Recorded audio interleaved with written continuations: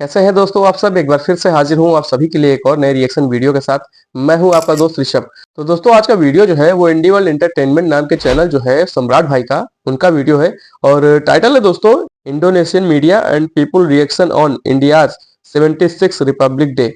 जी हाँ दोस्तों, इस बार के जो हमारे रिपब्लिक डे के गेस्ट रहे हैं वो इंडोनेशिया के जो प्रेसिडेंट थे वो थे।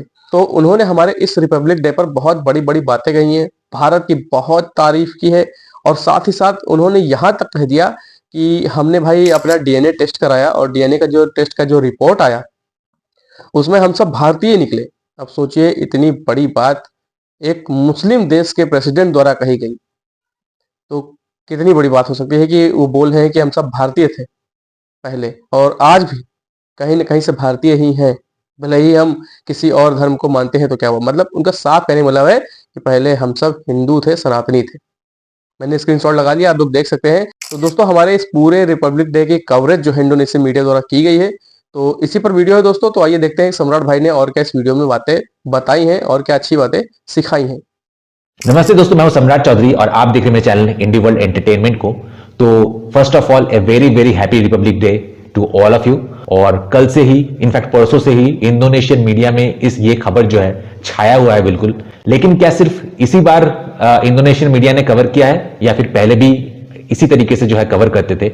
ये मैंने थोड़ा रिसर्च किया और देखा कि नहीं, कि इस बार नहीं, बहुत बार ही इनफैक्ट इंडियन रिपब्लिक डे को लेके वो लोग काफी रिपोर्टिंग कर चुके हैं। तो एक हिस्ट्री देखेंगे हम, पहले तो 10 साल का, उसके बाद हम 4 साल के पहले, उसके बाद जो न्यूज कल आया है वो आपको देखने को मिलेगा। लेकिन डेफिनेटली जो कल न्यूज आया है उसी के बारे में एक्सटेंसिव रिपोर्ट है, लेकिन छोटा छोटा टुकड़ा जो है, छोटे छोटे क्लिप्स हम देखेंगे कि पिछले बार जो है या फिर बहुत 10 साल से पहले किस तरीके से Indonesian media Indian Republic day को कवर करती थी। तो वो भी हम थोड़ा एक झलक देखेंगे और उसके बाद कमेंट सेक्शन में भी बहुत सारा इंटरेस्टिंग कमेंट्स है। सबसे पहले 10 साल का जो है वो देख लेते हैं। Memang India memisahkan diri dan mendeklarasikan menjadi sebuah negara republik, makanya ini jadi hari yang berharga. So, is there any difference with the Independence Day itself? Yes, on Independence Day, which we gained independence on 15th of August 1947. Yes. So we became independent. But on 26th of January 1950, we adopted our constitution and it came into force. Okay. So that is the difference. Okay. And Mrs. Dave, speaking of traditional things about India, I am so happy to be once in India on 2006, and I love it there. ये था 10 साल पहले reporting. अब थोड़ा 4 साल पहले कैसे reporting किया गया था वो हम देखते हैं।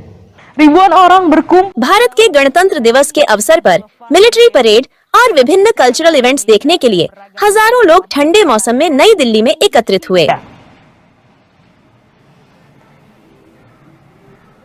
ratusan murid sekolah पुलिस और मिलिट्री डांस स्कूल्स के सैकड़ों छात्रों ने राष्ट्रपति भवन के पास राजपाथ हाईवे पर परेड किया। kepresidenan फ्लोट्स और मोटरसाइकिल एक्रोबैट्स ने दर्शकों के सामने अपना कौशल दिखाया। गणतंत्र दिवस 26 जनवरी 1950 को देश के संविधान को अपनाने की एनिवर्सरी का प्रतीक है। भारत को 1947 में ब्रिटिश औपनिवेशिक शासन से स्वतंत्रता मिली थी। 1947 तो फाइनली जो रिपोर्ट कल आया था उसके बारे में थोड़ा एक्सटेंसिव रिपोर्ट हम देखते हैं। तो चलिए। रिपब्लिक ऑफ इंडोनेशिया के राष्ट्रपति प्रबोवो सुबियांतो आज भारत की वर्किंग ट्रिप पर रवाना होंगे और रिपब्लिक ऑफ इंडोनेशिया के राष्ट्रपति सुबियांतो के भारत यात्रा के बारे में जानने के लिए हम आपको हालिम पेरदाना कुसुमा जकार्ता से तुरंत हमारे साथ जुड़ने के लिए आमंत्रित करते हैं। Jakarta.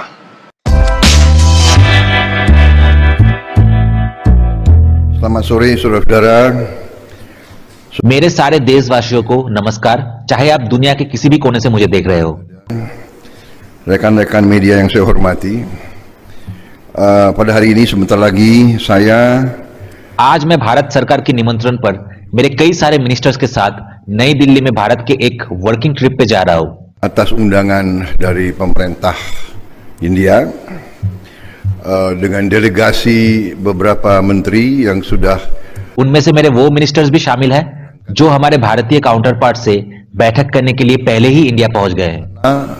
melakukan pertemuan-pertemuan dengan counterpart mereka, mitra mereka menyelesaikan beberapa perjanjian MOU. हमने ऑलरेडी भारत के साथ कई एमओयू एग्रीमेंट्स कंप्लीट कर लिया है। तो सबसे पहले टेटी एनी हॉट मीडिया ने लिखा है कि इंडिया इंडोनेशिया से काफी ज्यादा रिच है। इसका प्रूफ यह है कि इंडिया इंडोनेशिया में इन्वेस्ट कर रहा है। जिसके रिप्लाई में मैंने लिखा है कि इंडिया रशिया जैसे बड़े देश में इन्वेस्ट कर रहा है, तो इंडोनेशिया में इन्वेस्ट करना तो काफी नेचुरल बात है। उसके बाद राजिनुल ट्राडा ने कमेंट किया, बाप रे काफी बड़ा कमेंट किया इन्होंने। तो इन्होंने लिखा है कि इंडिया दुनिया की चौथी सबसे बड़ी पावरफुल देश है और कई समय से इंडिया ने यह रैंक को पकड़ के रखा है। Indonesia on the other hand 13 number पे है, लेकिन धीरे धीरे स्टेप बाय स्टेप ग्रो कर रहा है। Hopefully we can also catch up with India, उनके जैसे पॉपुलेशन और डिफेंस इक्विपमेंट के साथ। मैं इंडिया से कंपेयर नहीं कर रही हूं, बस रियलिटी बता रही हूं। उसके बाद मात्सुकी ने कमेंट किया कि पता नहीं हमारे पॉलिटिशियंस पाकिस्तान को इतना क्यों इंपॉर्टेंस देते हैं। What do we have to gain from a failed state. उसके बाद अल गजाली ने कमेंट किया कि सुना है कि इंडिया ने ब्राह्मोस का एक नया वर्जन बनाया है रिसेंटली। आशा है कि हमें वो जल्दी से जल्दी मिले। It will be the greatest achievement from this Indian trip. उसके बाद सिसवोनो ने कमेंट किया है कि रिसेंटली किसी रिपोर्ट में पता चला है कि ब्रिटिशर्स ने इंडिया से $45 ट्रिलियन की वेल्थ लूटा था। ऐसा ही एक रिपोर्ट डच कॉलोनियलिस्ट ने इंडोनेशिया से कितना लूटा था उसके बारे में भी आना चाहिए। हम सारे देश जो कि कॉलोनियलिज्म के विक्टिम्स रह चुके हैं, उनको मिलकर एक पावरफुल अलायंस बनके उन कॉलोनियलिस्ट देश को लूटना चाहिए। क्या बात है सर, क्या बात है सर, क्या बात, ये बात है। तो दोस्तों ये रही वीडियो। और जहां तक कि अगर भारत के रिपब्लिक डे की बात करें तो हमें ही नहीं पूरी दुनिया को ये बात पता है। और स्टार्टिंग में आप लोगों ने देखा होगा कि वो जो छोटी सी क्लिप थी लेडीजों की, महिलाओं की, वो यही कह रही थी कि भाई 47 में भारत जो है वो अंग्रेजों से अपनी आज़ादी ली है और 1950 में हमारा जो ये संविधान है 26 जनवरी 1950 को हमारे भारत ने इसे अडॉप्ट किया है, अपनाया है और पूरे भारत में ये लागू किया गया है। और दूसरी तरफ दोस्तों ये बात भी बिल्कुल सही है कि जिस तरीके से जब से भारत ने फ्रीडम ली है और इंडोनेशिया जो कंट्री है इंडोनेशिया उससे संपर्क में आया है, उसके टच में आया है, तब से दोनों ही मुल्क के जो ताल्लुकात रहे हैं और रिलेशनशिप रही है वो बहुत ही बेहतरीन रही है। चाहे जो गवर्नमेंट रही हो भारत के अंदर, चाहे जौन सी गवर्नमेंट रही हो इंडोनेशियन देश के अंदर, हमेशा से ही फ्रेंडशिप बहुत ही बेहतरीन रही है। भले ही आप देखिए कि इंडोनेशिया जो है वो बहुत बड़ा इस्लामिक कंट्री है, पूरे वर्ल्ड का सबसे बड़ा इस्लामिक कंट्री जो है वो इंडोनेशिया ही है। उसके बावजूद वहां से ना कोई आतंकवादी घटनाएं होती है, ना कोई अपशब्द कहे जाते हैं, ना कुछ भारत के खिलाफ साजिश रची जाती है। फिर भी दोस्त है भारत का और साथ ही साथ अच्छा व्यापार का साझेदार भी है। तो आप ये समझिए कि कितना इंपॉर्टेंट है भारत के लिए इंडोनेशिया, और इंडोनेशिया के लिए बहुत ही इंपॉर्टेंट है भारत की फ्रेंडशिप। और रही बात डीएनए वाली बात की, तो ये बात भी बिल्कुल सच है, लोगों को मानना चाहिए, अपनाना चाहिए। मैं तारीफ नहीं कर रहा हूँ, जो फैक्ट है, जो रियलिटी है, मैं वही बता रहा हूँ कि अगर कोई भी अपना डीएनए टेस्ट कराए तो कहीं ना कहीं जो इंडोनेशियन के प्रेसिडेंट बोल रहे हैं इंडोनेशिया देश के, वो जो कह रहे हैं वो कहीं ना कहीं से एक तरीके से सत्य है, सही है कि अगर डीएनए टेस्ट कराएं तो कहीं ना कहीं से उनके संपर्क जो है, उनके कनेक्शन जो है वो भारत की ही जमीन से निकलेंगे, भारत के ही रूट से निकलेंगे, भारत के ही लोगों से निकलेंगे। अगर वो डीएनए टेस्ट करना चाहे तो करा के देख सकते हैं, उनका भी डाउट क्लियर हो जाएगा। और भारत में जो लोग रह रहे हैं उनको डाउट है तो वो भी अपने डीएनए टेस्ट करा ले, उनके भी रूट्स जो है वो भारत से ही लगे हुए मिलेंगे, न कि कहीं अरब से, न कि कहीं और से। क्योंकि बहुत से ऐसे लोग हैं जिनको भारत में रहकर भी डाउटें होती हैं भारत के लोगों पर, भारत की गवर्नमेंट पर, भारत के कल्चर पर, भारत की एकजुटता पर, जिस तरीके से भारत सभी धर्मों को लेकर चलता है। तो उनको प्रॉब्लम्स होती हैं, वो सोचते हैं कि सिर्फ एक ही धर्म चले, एक ही लोग दुनिया में रहें, एक ही लोग भारत में रहें। तो ये कट्टरवादी मानसिकता जो है बहुत ही गलत है। इससे हर देश को नुकसान होगा और भारत को भी कहीं ना कहीं हो रहा है। तो ऐसे लोगों को सुधरना चाहिए और भारत के लोग सुधार भी रहे हैं, समझा रहे हैं, क्योंकि भारत अब पहचान गए हैं कि कौन कैसे है। मैं सभी की बात नहीं कर रहा हूँ, लेकिन कुछ ऐसे उपद्रवी होते हैं जो ऐसी अपनी मानसिकता लेके समाज में घूमते रहते हैं। तो उन्हें बहुत सुधारना बहुत जरूरी है और वो भारत की आवाम अच्छे से कर रही है, भारत की जागरूक नागरिक जो है अच्छे से अपना काम कर रहे हैं।